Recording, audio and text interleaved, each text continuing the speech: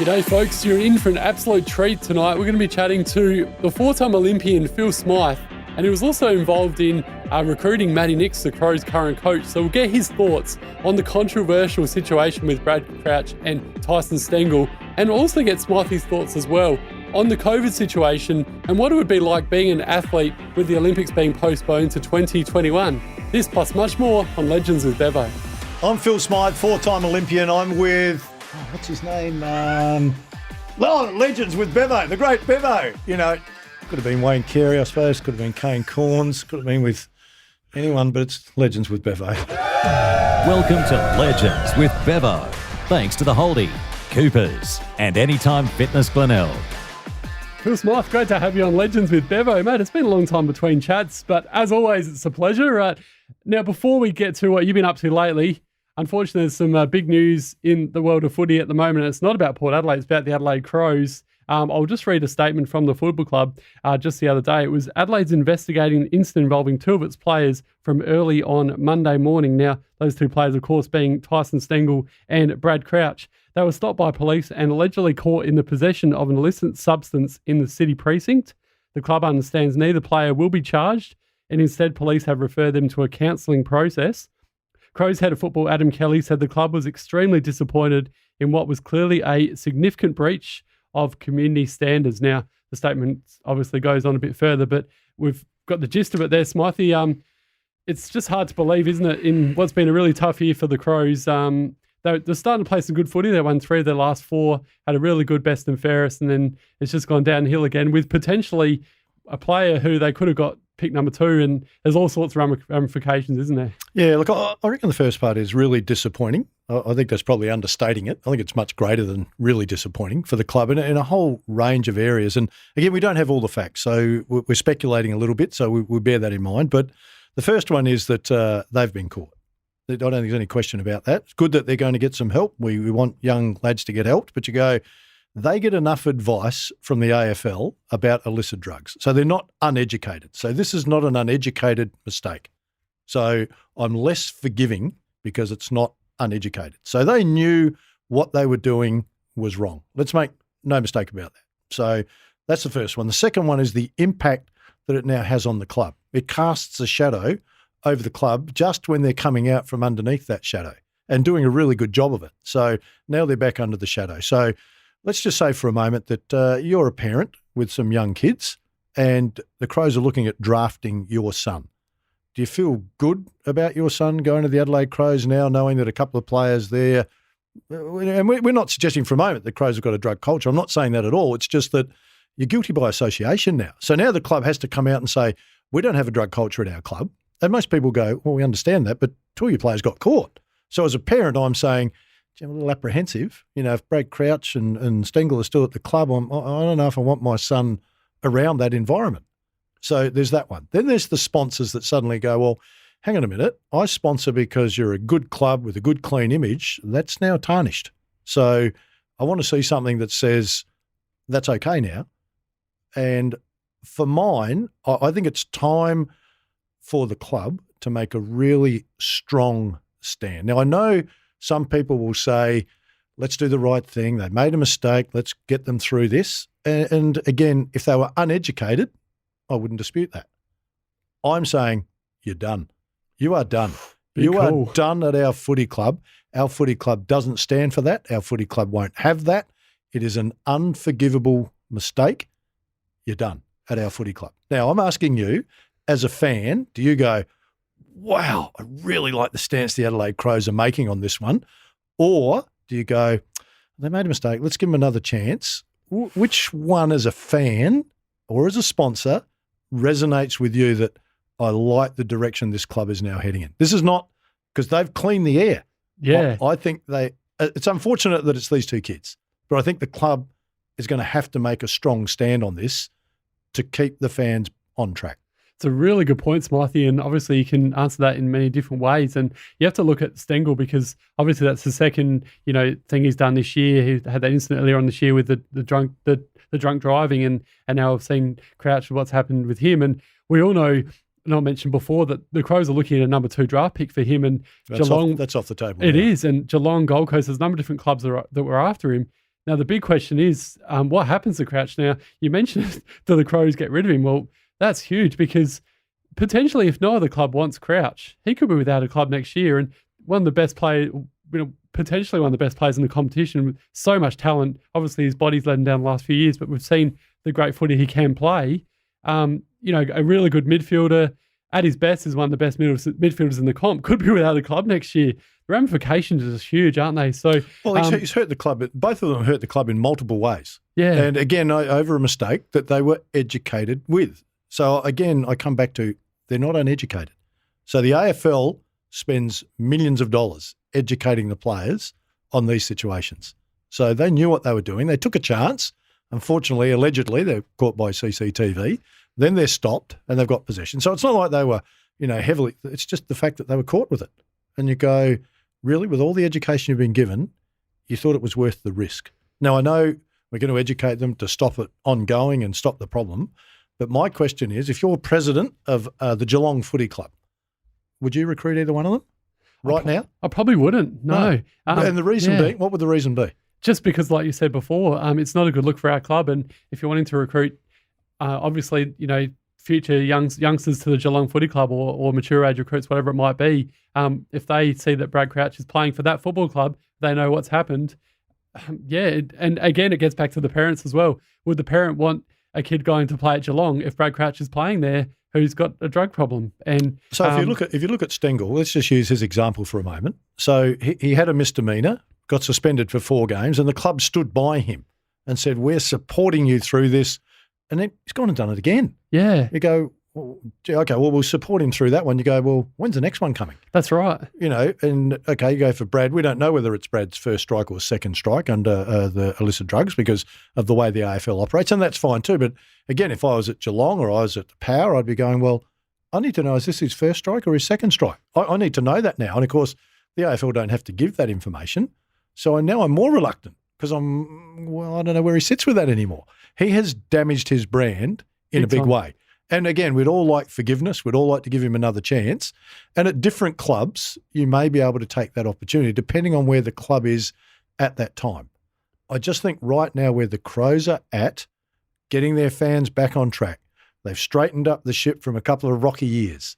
The last thing they needed, coming off the back of 3 or 4 wins, a good MVP dinner, we're back in the poo again. Yeah. You're going to have to make a stand. It can't be nicely. Even if you want to, I think as a sponsor, as a fan, I want to see a super strong stand this time. I need to see it. I tend to agree with you, Smythy. I've been listening to Adam Kelly talk and Fagan as well, and they're just shattered. Yeah. And I reckon you're actually right. The Crows were starting to turn things around. There was some good signs going towards next year. Riley O'Brien won the BNF, which is wonderful. Thoroughly deserved, by the way. Congrats to him. You want to show the supporters that you're heading in the right direction. So I actually think, as much as it's a tough one, delisting both of them is the way to go, and it does actually show a really good message that we're not going to stand for drugs or this sort of culture in our footy club. And whilst it sounds really harsh, I actually tend to agree with you. And you also got to look at one that they don't have any drug or alcohol sponsors as such, but they've got McDonald's that are one of their sponsors now. They've got a McDonald's kids zone. And can you imagine if kids are mucking around and stuff like that, and parents are taken to the kids' McDonald's, and then they hear about this sort of stuff with Crouch and Stengle? It's not a good look for McDonald's, is it? And it's just bad timing. It really bad time. Not that there's ever a good time, but this is a really bad time for both of them. Just the position that they've put the club in. Yeah. It's a really difficult time. I sense the club will want to try and help them as much as they can, as most clubs would. But moving forward, the club has to think about what's best for the club right now. We're happy and we'll try and help those kids as much as we can, Stengle and Crouch, not at the expense of damaging the brand of the club anymore. And the Crows have had a little bit of that. You're always trying to sweep things under the carpet. You're always trying to pretend it's not as bad as it is. This year they've been unbelievably open and honest, and everyone in the media has gone, stop bashing the Crows. They've turned the book, and this one's going to test them the most. Definitely. And how they handle this will determine whether they're moving ahead, whether they're stationary, or whether they've gone back. So it's really bad timing for both of them. Not that it's ever good timing, but this is probably as bad as it could possibly get for those two. You're spot on, and that's why I think they're so disappointed. And we'll get to Port in a moment because obviously there's a big final happening against Geelong on Thursday night. But I just wanted to ask you about Nixie because you're involved in the process with getting Nixie to the club, and obviously you can't go into too much detail. But before we talk about the Crows and how you sort of seen his first year at the club, what sort of attributes did he bring that sort of really impressed you? Oh, look, all of them. All the coaches that were interviewed all had great attributes. Make no mistake about it. And you could have picked any one of them, and they would have been a good pick. What Nixie probably had the edge on, I think, was his ability. It looked early like he could galvanise the group and settle things down with his personality and the way he coached. And one of the things that happened with the Crows last year was that there was too much of the players publicly berating other members, wives or girlfriends or whatever it was, leaks coming from all over the place about, I don't like Bevo, I don't like the game plan, I don't like Andrew Fagan, I don't like Don Pike. It was the camp's fault. There were so many things that just kept coming week after week after week. And then all of a sudden, Nixie arrives and all that ceased. So if you think about it this year, there was no internal problems. There was no problems with the administration. There was no issues with the Crows. So they either dealt with them all together. So I think you've got to take your hat off to Kelly coming in, to Fagan, to Rashudo, to Nixie. All of those people galvanised together. And it looked like even though they were losing, there was no bitching going on. Normally when you lose, that's when you get it at the most. There was none of that. So that was one of his great strengths. He got everyone together and everyone, knitted in nicely. And I suspect that's why, again, I don't want to reflect back on it, but that's why this is so damaging. Yeah. Because they've got the ship right and it's going ahead. And we saw that in the last 4 games. I think his energy, he's an Adelaide boy. He knows the system. He knows how to deal with the goldfish of the Adelaide Crows. And, the rest of it, like I say, everyone was the same. And then in the end, when they went for the second round of interviews, he just had a few more strings in his bow, and Scotty Burns came, just a fantastic recruit for the Crows. So I think Nixie's come in. And again, I haven't spoken to him since he took the job, but I'm suggesting he's had a look at what he needs to move the club forward, along with the other participants in that. They've sat down and said, okay, here's what we need to start moving forward with our coaching staff. Here's what we need to start moving forward with our players. We're starting to move ahead with our game plan. Things are starting to just come together nicely.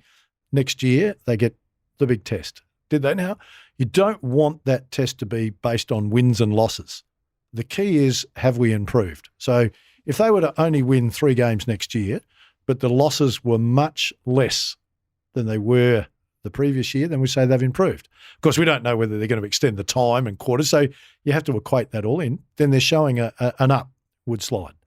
Yeah. And I think towards the end of the year, the Crows showed that. So you want that to flow into next year. It's a really good point. I think the game against Geelong was a real turning point. That game, obviously, they took it right up to Geelong for 3 quarters and the Cats ran away with it in that last term. But ever since that game, they turned things around completely with the way they were playing and had that extra confidence. And we saw that winning 3 of the last 4. Yep. So, and again, we don't want to go back to the drug situation, but it does really, it must just frustrate Nick, all those guys so much because, you're right, they've got Van Berlo, they've got Burns. They're looking to maybe get your mate Neil Baum. So there is really good optimism about the Crows next year and going forward. And they've got some good young players as well. Young Scholl, obviously O'Brien we spoke about. Butts showed a bit as well. And even Himmelberg signed on for a couple of years and took some good marks and kicked some goals towards the end of the year. So what you're saying there, you talk with an enthusiasm, and you're a power supporter, but you talk with some enthusiasm about the direction that the Crows are going. Yeah, that's right. Because they've come through a tsunami, if you like, and now they've got into smoother waters and they're going really well. And again, suddenly this rocks all the good work that's been done. That's right. Just something as stupid as this unravels that, and you go, let's push that off to the side and go, next year looks like an exciting year. Again, it might not equate to more wins, but it starts to look exciting. You talk about the people they've brought in, just Van Berlo and Scotty Burns coming in. Scotty Burns is an outstanding coach. I think the people will really enjoy seeing him involved with Nixie. It'll be a fun couple to watch. And Van Berlo's terrific as well. And they've got that experience at other clubs that have bred success as well. So, I think you're right. It's going to be interesting to see. And as much as it's a tough thing that both of us have said, I think moving Crouch and Stengle on is the best thing to do. And obviously we'll watch his space going forward with that one. But sometimes strength in adversity, you have to have it. That's right, yes. Now let's go along to obviously Port Adelaide. They play a big final against the Cats on Thursday night. A spot up in the up for grabs in terms of the prelim final for both sides, whoever win this one. Port haven't won a final since 2014, Smythy, and everyone's been talking about that, and also that last game against the Cats where they were pretty disappointing up at the Gabba and Hawkins just tore them apart with 6 goals. But I just got this optimism, try not to put my Port hat on too much, but I feel as though Port's turned things around since then. They're starting to play better in their midfield and around the ground as well, and they're not relying on Dixon as much.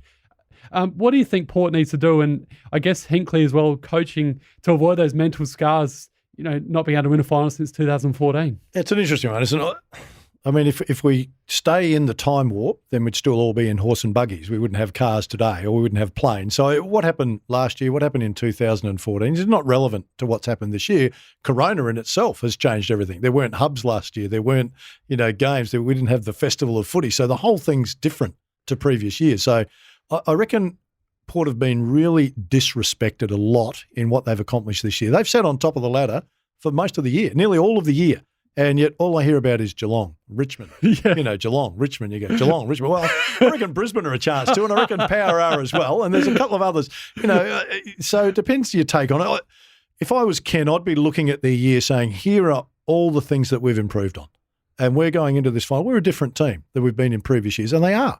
So there's no need to reflect on. So a bit of belief. Show the belief. Here's the numbers.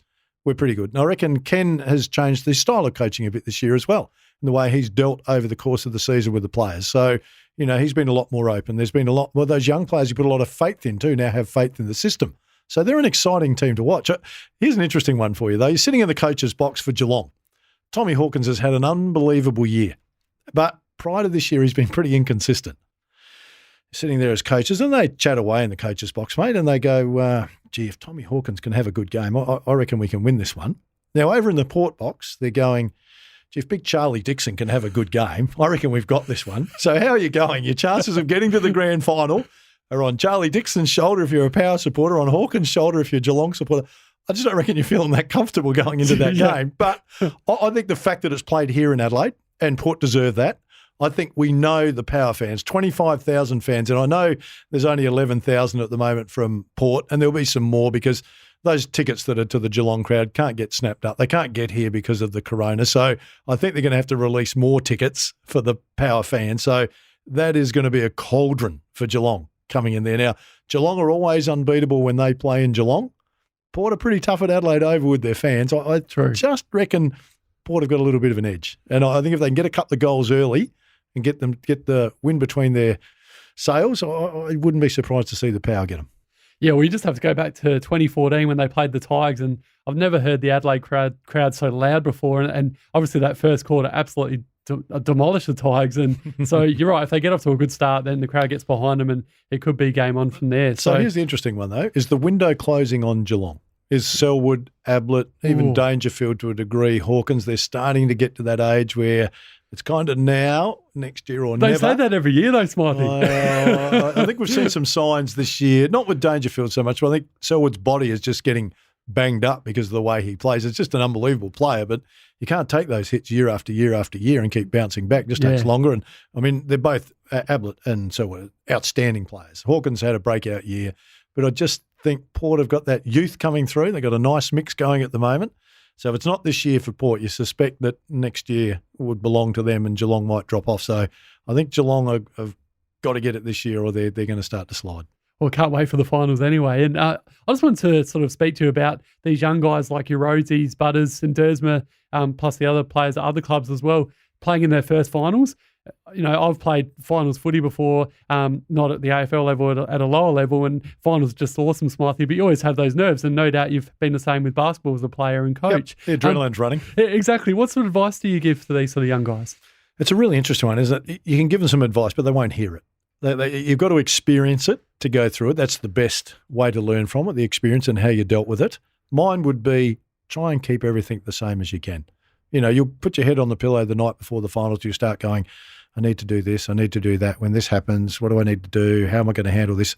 Just let it go and go, you know what? yeah, it's a finals, but ultimately it's the same players you've played against all year. It's the same blokes that you're playing with. Your skill level will be as good as it's always been.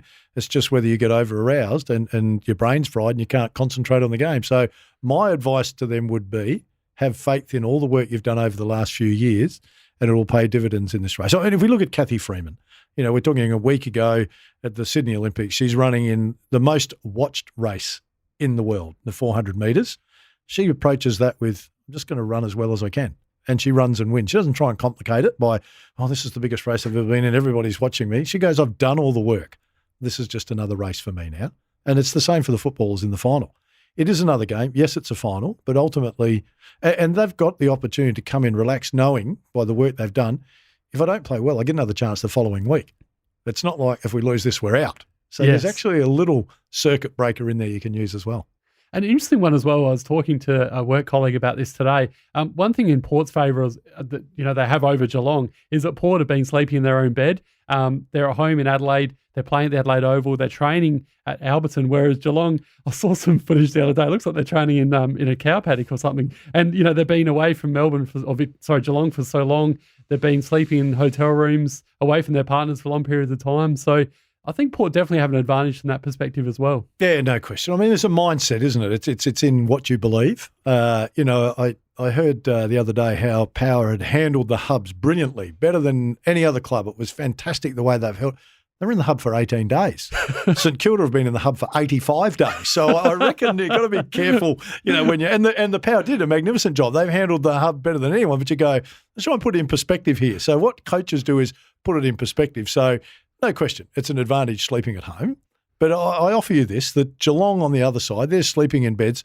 And I know their families are with them now, but a lot of the coaches haven't got their kids with them. So they've actually got more time to watch the footage, more time to work on, so they've actually got some advantages as well. It's like if the finals played in Brisbane, then Brisbane should win it. Well, the Brisbane advantage has always been the weather. It's hot, it's humid. Well, all the clubs are used to that now. Collingwood have probably played more games on the Gabba than Brisbane. So I reckon it's all in the sell. Can I sell the players enough to believe that we've got an edge because we're sleeping at home and we're in our own beds? Geelong are going, but we've been able to spend more time looking at editing and spend more time on our skills. And the edge is the crowd. No question, that is the Power's advantage, is the crowd. That's the one edge they've got. And your involvement with the Brisbane Lions, you're close friends with Chris Fagan, and obviously with the COVID situation, you haven't been able to get over there as much this year. But I love phone calls and Zooms, don't you? Yeah, exactly. I was going to say you've been doing quite a few of those, and also with the Norwood boys, haven't had the success this year as previous years. But talk about your involvement with both clubs there. Oh, look, for me, it's just has been with Norwood, it's been a relationship that got formed through James Fantasia to help Jared Cotton. And then, like all those things, if you're in team sport, you start getting involved more, work with more of the coaches and some of the players. So, Norwood have had a difficult year this year. It hasn't gone the way they'd wanted it to, but their 3 previous years have been really successful, coming off the back of where they finished in 2016. With Brisbane, it's the same. It's just being available to help the coaches discuss things, talk about player issues, and then some of the players ring, and just like we're having a chat now, the finals are coming up. What do I need to do? Oh, well, nothing, actually. Just play good footy. That's pretty complicated. But, you just go through those things when you talk to the coaches. Sometimes they just need to talk to someone. They just want to get something off their mind. And, the tough part in the AFL is that they're always under the microscope. So what they're looking for often is someone just to talk to that's been through it or have some advice that they know it's safe there. So hence I can't talk about it on your podcast, mate, what we talk about. So I've just made the last 2 minutes up. And what do you think the secrets of success were for yourself as a player and coach? Those 6 championships, 3 as a player and 3 as a coach in the NBL. It's a really good question. I think there's multiple things. There's never one singular thing. I suspect the biggest part was being organised and being prepared, and then having a base where you knew that you'd done everything you could have, slept properly, stayed off, didn't drink, didn't go out late, put an extra time into your training, into your shooting, into your weights, into your recovery over the journey, not just a week before the finals. So then, when you come in, you know that other players haven't been doing that. So you're already psychologically going, I know I'm better than you because I've prepared myself better. And so that gives you the edge. And then when you're coaching, it's more about, have you got the players playing as well as they can? So I think the secret to being a successful coach is, I may not be as talented as other teams, but if everybody's playing as well as they can and we lose, it's really disappointing, but you can live with the loss knowing we just didn't have enough talent. But if the talent's not playing well, then you want to question your coach. So I think through this COVID period, it would be really difficult for any club to sack their coach because it's just such a busted year, But again, sack your coaches at your own peril if you're not looking at, are they playing as well as they can with the talent we've given the coach? I think, and so my success was all based on, are we playing as well as we can as a team? If we're doing that, then we're fine. We can live with the rest. I think you've answered that pretty well. And before I let you go, obviously the Olympics have been postponed till 2021, and fingers crossed that goes ahead next year, Smythy. But I'm doubtful. Oh, no. Unless there's a cure. I mean, I'd love it to be. I'm missing it immensely this year. Yeah. But unless there's a cure to bring in so many athletes from all around the world, it's going to be hard. It'd be impossible. Let's go back to your own career though. If this had actually happened when you were going to the Olympics, how would have you prepared, for 2021, knowing that 2020 had been put on hold? Yeah, it's a great question. It's a mixed bag, isn't it? If it's your first one and you know that you've got time for another one and time for one after that, then it's not so daunting because you go, okay, I'll just refocus and train on. For the athletes that were going, this was going to be my last Olympic Games, or this was my only Olympic Games, to have to give it up. They're a year older, so say they're 35. Now I'm 36. I've got to push through. I have to redo my times. I have to, I don't know if I can do it. It's a difficult scenario, especially in lockdown, where you can't do those things. Like, reset your goals would be the secret. Realign and go, okay, how do I realign into 2021? I'd suspect if 2021 was cancelled, you'd be going, I just can't. Because like all things, you're training to peak at the right time, and now the piece of gold's been taken away from me. Well, hang on again, we'll put it out there next year for you. Okay, I'm prepared to line up again. Nope, sorry, we've taken that away. We'll see you in 2022. I think there's a limit. For the younger athlete, there's always an opportunity to continue on. For the older athlete, it's really difficult. That's why we've seen quite a few of the older athletes go, I'm going to have to retire. I just can't keep going. So it's an interesting one for those trying to hang on to 2021. They've realigned their goals. Yeah, it's such a sad situation, isn't it? And we can just cross our fingers and toes and hope that it does go ahead next year, Smythy. I'd like to see you cross your toes. I hear that saying a lot, mate, because, we know we can do the fingers. Seriously, have you ever seen, we're sitting in the change rooms going, we'll cross our fingers and toes for this one, and you ever seen an athlete try to do that? Mate, they can't do it. Just a figure of speech, I think. So, hey, mate, as always, it's been an absolute pleasure having you on Legends with Bevo, and thanks so much for your amazing insight into playing basketball, footy as a coach, and also obviously going back to that sad situation with the Crows. And it's a tough one, but you'd answered it really well, and obviously we'll watch the space with that one going forward. Well, hopefully it works out for both of them. Hopefully it works out for the club and it works out for the two boys, but I think it's going to be an awfully difficult decision. Let them go. Most definitely. Yep. Yeah. Thanks again, Smythy. Always a pleasure, Bevo.